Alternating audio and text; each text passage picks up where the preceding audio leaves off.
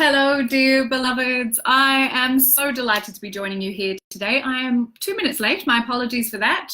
I just wanted to take a moment to come in here today, and we're going to talk about something that is really, really important to me. And it's been really throughout 2018 was brewing and kind of building, and I could feel it growing in me. And I could feel that the time wasn't quite right to bring it all together. But at the end of 2018, I was able to find some time to put together the content for a 4-part program called Higher Power.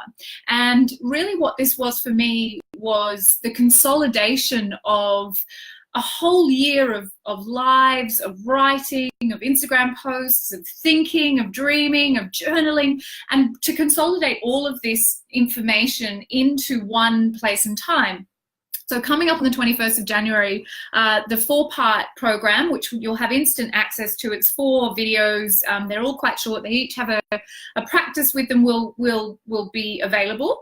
And in the lead up to that, of course, I want to talk about power and sacred leadership, because of course this feels very much, where my work is positioned. It's always been where my work is positioned, but now it's really looking at that connection between intuition and power, the connection between God consciousness and leadership, and understanding what's a new model, a new paradigm for sacred leadership in the world. So I'm going to be going live a lot in the next couple of weeks. Of course, as we always do, we get lots of amazing opportunities to talk about what we're doing before this program goes live. I don't have the link today. I don't think. I'll have a look for you and see if it's ready. But from next week, I'll have a link to buy the program if you're interested. It's $97. Oh my God.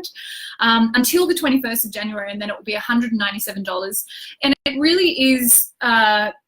It's everything that I have spent this last year deeply thinking about, but of course it's the culmination of 20 plus years of work. What I want to talk about in the lead up to it beginning on the 21st of January is really looking at all of the ways in which we, particularly as women on this spiritual path, women on the path of sacred service, resist or are actually downright terrified of our power. And why that happens, like what's going on with that. And so I really want to spend some time with you today, and with myself, because we are our own medicine, looking at the fears around sacred leadership and power. And for me to do that, I'm going to break down some of the terms that I'm using, because I'm using them quite specifically. When I was having conversations in 2018, and I had quite a number of them, what I really wanted to do was look at what this new paradigm of sacred leadership is beyond gender, beyond form, which basically means, beyond the masculine or the feminine, beyond, do we do it in a circle? Do we do it standing on a stage? How does power play out in this new paradigm? And really, how can we begin to connect to sacred power beyond the man-made, human-made, dream level reality? Because I feel like a lot of the conversations were sort of replacing one dogmatic system with another dogmatic system.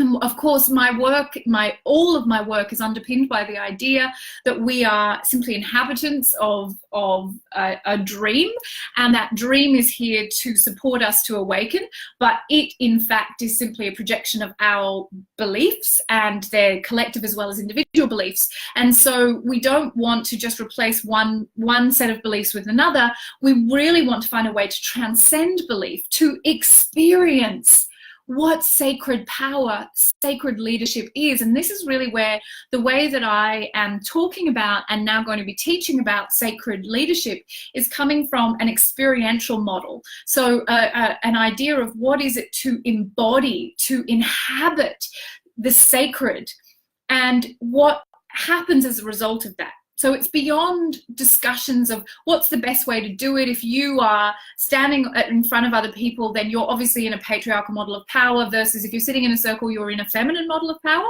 None of that. I'm not interested in dealing with that level, because that's all buying into the bullshit. We will express our sacred power in whatever way matches our sacred contract. So if you are meant to be a sacred circle holder, that's how you do it. If you're meant to be a world leading teacher, standing on a stage, that's how you'll do it. If you're meant to be the world's greatest mother, that's how you'll do it. You know, these sacred contracts we don't argue with. We don't say, oh, sorry, God, I'm not going to do that because actually right now what's hot is this idea. This is how we have to be in our leadership. We go where God calls us to go. And that's probably one of the first and biggest things about sacred leadership, is this has nothing to do with us. So when we are talking about the idea of power, what I want to focus on specifically today is why we, particularly as women on this path of sacred service, reject or resist our power. There's a lot of stuff written about this. There's a lot of conversations around our ancestral lineage, our inherited, you know, collective conscious, unconscious woundings, our shared history as you know, over our many lifetimes of the trauma, the death, the rape, the pillage, the burnings, all of the things that have happened to us over our many lifetimes, that then anchors itself into that collective consciousness and that individual consciousness, subconscious, at the subconscious level. And then when we go to step into our power in this lifetime, all of this subconscious fear will rise up, and it seems paranoid and anxious and ridiculous, and it doesn't seem to have any real world context, but nevertheless it derails us, and we resist, we step away. And what we do mostly as women is we accept far less for ourselves than we're worth. So we feel that terror rising, that terror from that past woundedness, collective and individual. And given that we are also still currently in a patriarchy, so it's not like this is past tense, we still currently live in a patriarchy. So we live in a paradigm that says women's power is unsafe, it is dangerous, and to be a woman who steps into her power in this particular model of political model is basically to put yourself in danger of being torn apart by the system. That's beyond gender. It's a system. It's not an individual, this is men a bad thing. This is a political way of controlling all of us. So we have a history and we have a contemporary experience of being shown that to step into our power, we will be in danger, and we will endanger those around us.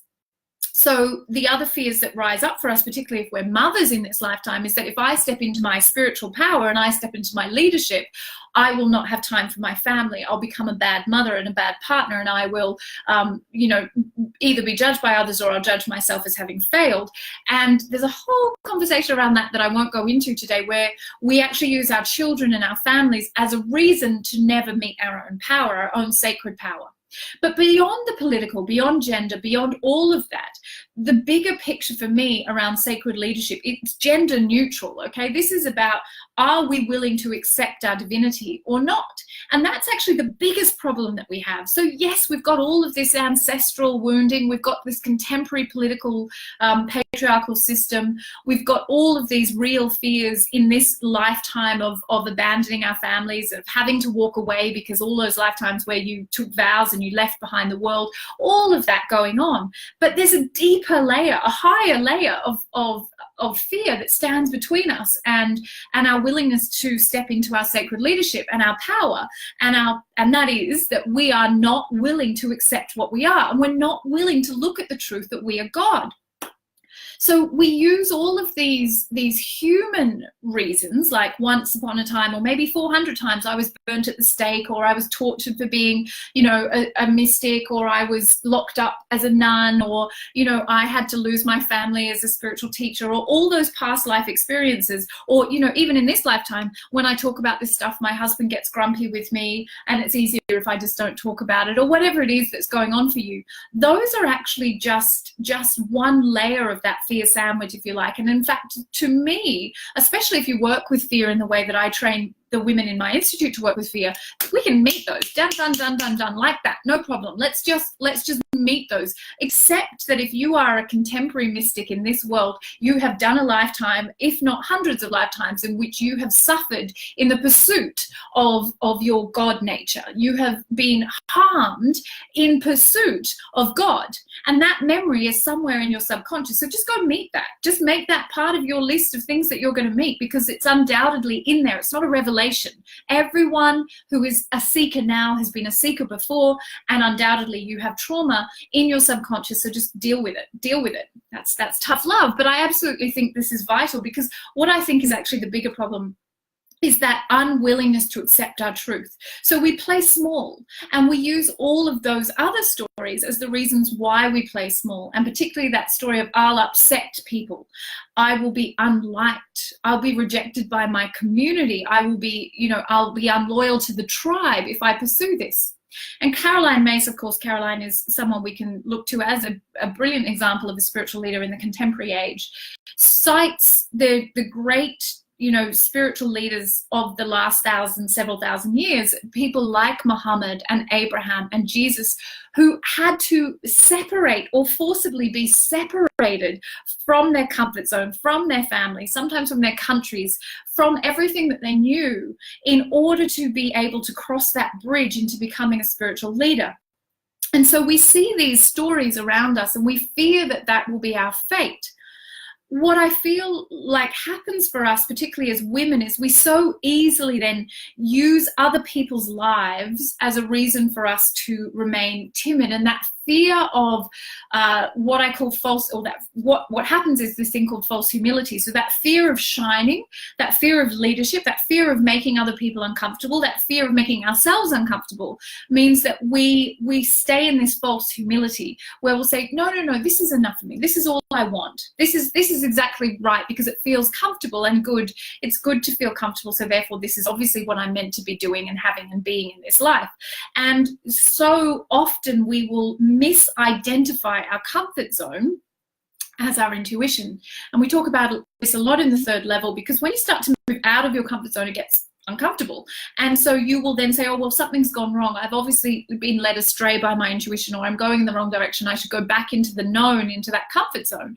And for women, it's very easy to let other people around us be the reason that we don't step into our gloriousness, okay? So we use all of that timidity, that false humility, that idea that it's enough for me to just do this. It's enough for me to just do that. I don't need to go where I feel my soul calling me to go.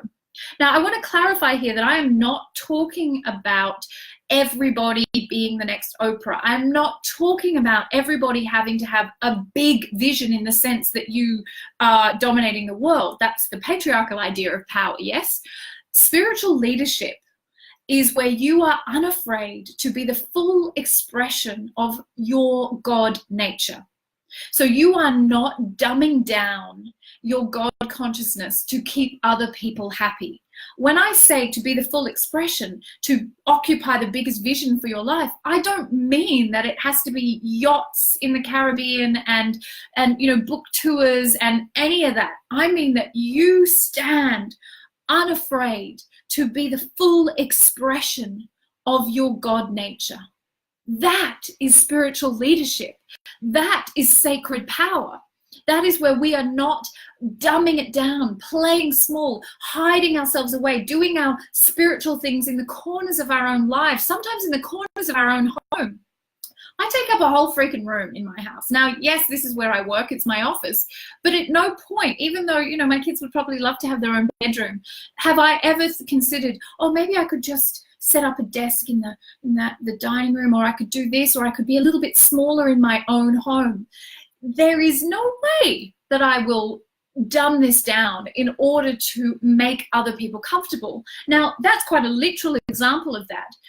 And obviously, if it got to the day where I need to move into another space, I'll do it. But the point is, I was not afraid to say, I need that whole room to myself. That is what I need. This is my work and it matters. And of course, because I was unafraid to say that, everything arranged itself around me to make that so. Now, if I'm using this example, which I am, and I'd kind of gone to my partner and to my children and said, look, I don't know how you guys feel about this, but, I've got this thing I really, really love, and I hope it's going to be my business one day. And I was just wondering you guys if I could possibly, have that room, or even negotiating, getting into an argument with my partner, or any of those things, to be able to stand here and just unashamedly ask for what I needed, and to know that it was not unreasonable to do that, to not go into a passive aggressive space, to not become, emotionally manipulative or poor me, but just to say, this is what is happening. This is what I need. For a while, there was a spare bed in here because it was meant to be our spare bedroom. And I'm like, no, I'm done with that. This is my space. I need it to be. I don't even let my husband keep his books in here anymore. I'm like, no, I just need them all to be spiritual books. So what that beautiful, silly example is meant to demonstrate is simply that it is that sacred leadership is about our willingness to feel unafraid, and to not fear other people's opinions of us, and to not build our personal reality around external seeking of approval. When we are in our spiritual leadership, and remembering to lead is to be unafraid to be the full expression of your God nature, you don't see anything as a deficit. You are not seeking anything outside of you to fix, solve, cure anything about you. And you're certainly not afraid of other people's opinions of you, and you're not afraid of being disapproved of, because your love doesn't change. A beautiful definition, and I'm not sure if this comes from Caroline Mace or Marianne Williamson, of what spiritual leadership is to see God in the other even when they cannot see God in you. So coming back to the point of this, that the idea that so many women are terrified of stepping into their spiritual leadership, all you have to do is look at your interpersonal relationships and see how much timidity or how much passive aggressive or emotional bullying there is in your relationships, how much of your shadow archetypes are playing out in these relationships, where you are not just unashamedly saying, I need that, and I am having that. And knowing that you claiming what you need when you need it is not an act of selfishness, but of self-acceptance. And that self-acceptance is of the recognition that you are God. So we dim ourselves, we dull ourselves, we contract ourselves all the time as women in the world. So beyond all of our ancestral stuff, which is fascinating and interesting, take it as a given. You have been tortured, bad things have happened to you in the name of this path of spiritual seeking, but that is not actually the problem. The problem is you are terrified of being disapproved of and unliked by those around you. You're afraid of being excommunicated from your tribe because you are still believing that you need something outside of yourself to be okay. So one of the stories that I tell, I think in Spiritually Fierce, but I share a lot around the place, or have shared previously, is that when I started the Institute and it began to gain wings, and the Institute really was starting to show that it was going to become my life's work, I became increasingly uncomfortable with my role as mother and wife, and increasingly sure that domestic life was the problem that was going to prevent me from fulfilling what I felt God was calling me to do. And at that time, I didn't know the full expression of what that is. I still don't know the full expression. It's one beautiful step at a time. But I felt very clear that I needed to leave my family if I was going to do what God needed of me. And we've read stories like this. If you've read A Cave in the Snow, I can't remember, I don't think it's Pema Chodron, it's by another Western woman who became a Buddhist nun. And she was engaged, and a young woman about 19, very happily engaged in, I think she lived in England. And one day she realized that her life was calling her to take vows and to become a Buddhist nun. And she left that man that she loved behind, and she left her whole life behind as a young Western woman, and went to Tibet and lived in a cave in the snow.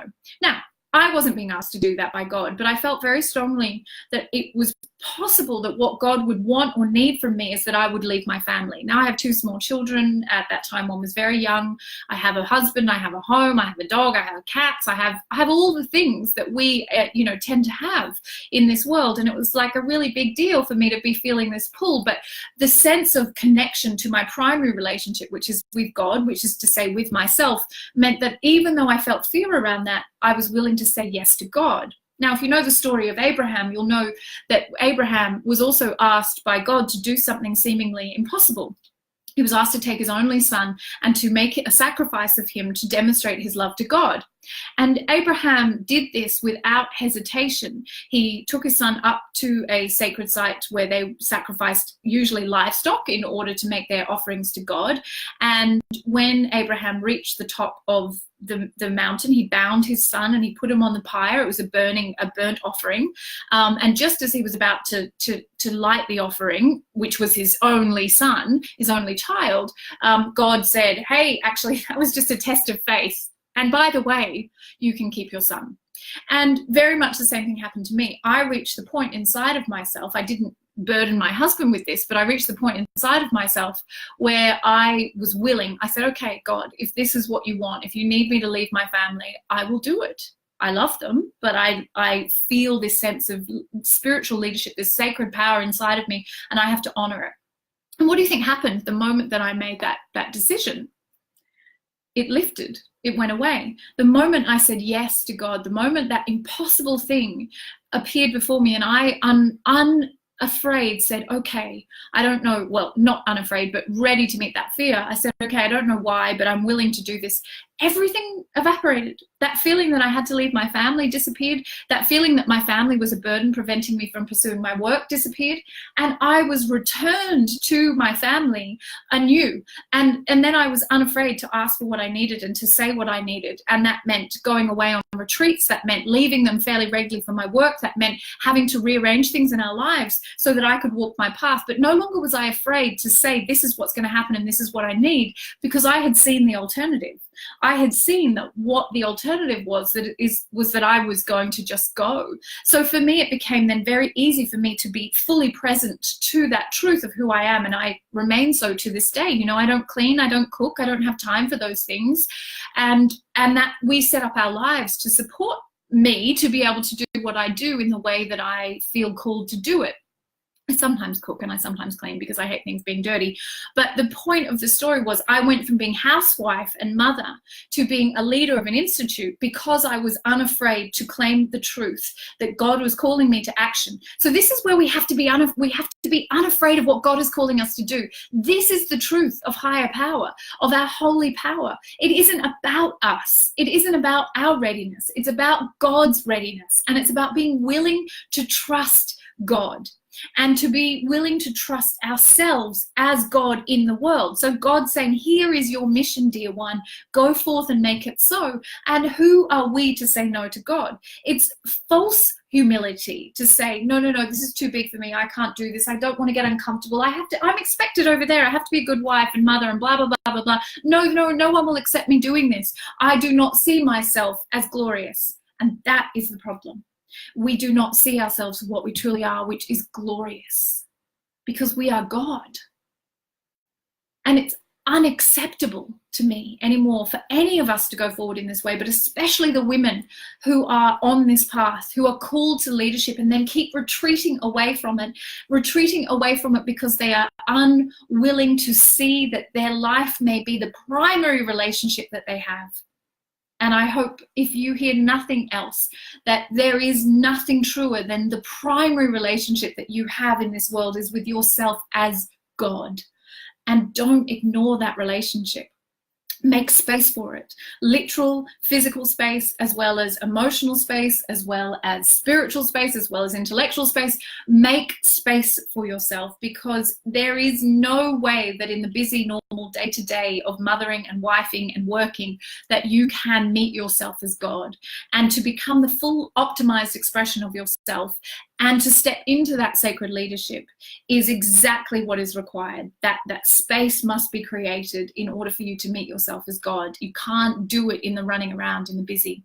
So that's what I wanted to share with you today. I'm so grateful that you joined me, and I'd love to hear your thoughts about this conversation, because this, as I say, is part of what the new paradigm of sacred leadership, beyond form, beyond gender, beyond content. It's not about how we do leadership. It's not about what gender we are. It's not about any of that. It is about, are we willing to accept what we are, the truth of our own gloriousness? And it's not about anything that's happened in the dream, not your ancestral lineage, not your, contemporary patriarchal age. None of that is any more powerful than our belief in it. What matters, however, is our capacity to put down our belief that we are primarily human and being willing to step into the truth that we are sacred and divine. And that is where our power comes from.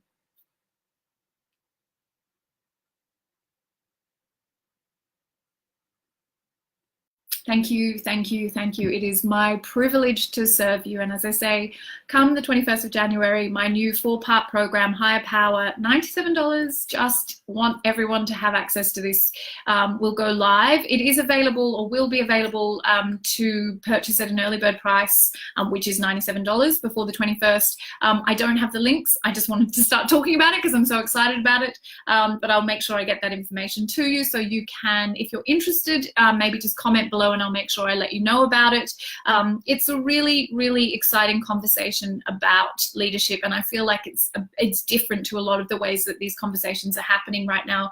I don't want us to be limited in thinking that sacred leadership looks a particular kind of way, because it doesn't. Every breath that we breathe can be it can be sacred leadership in action.